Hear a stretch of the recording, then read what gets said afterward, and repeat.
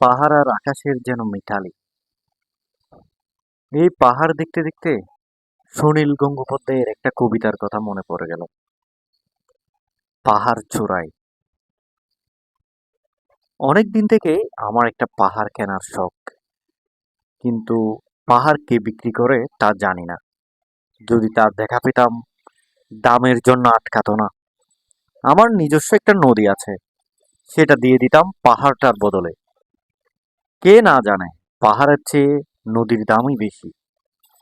পাহাড় স্থানু, নদী বহমান। তবু আমি নদীর বদলে পাহাড়টাই কিনতাম, কারণ আমি ঠকতে চাই।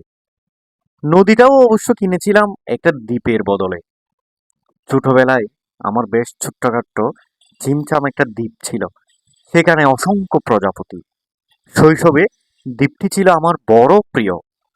আমার যৌবনে দ্বীপটি আমার কাছে মাপে ছোট লাগলো। প্রবাহমান ছিপছিপে তন্নি নদীটি বেশ পছন্দ হলো আমার। বন্ধুরা বলল, ওইটুকু একটা দ্বীপের বিনিময়ে এত বড় একটা নদী পেয়েছিস, খুব জিতেছিস তো মাইরি। তখন জয়ের আনন্দে আমি বিহ্বল হতাম। তখন সত্যিই আমি ভালোবাসতাম নদীটিকে। নদী আমার অনেক প্রশ্নের উত্তর দিত। যেমন, বলতো আজ সন্ধ্যাবেলা বৃষ্টি হবে কিনা।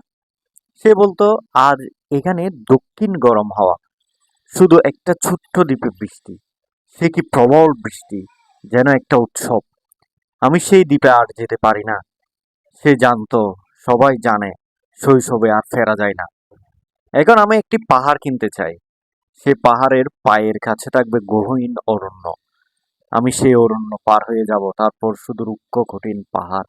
একেবারে চূড়ায়, মাথার খুব কাছে আকাশ, নিচ বিপুলা পৃথিবী, চরাচরে তীব্র নির্জনতা।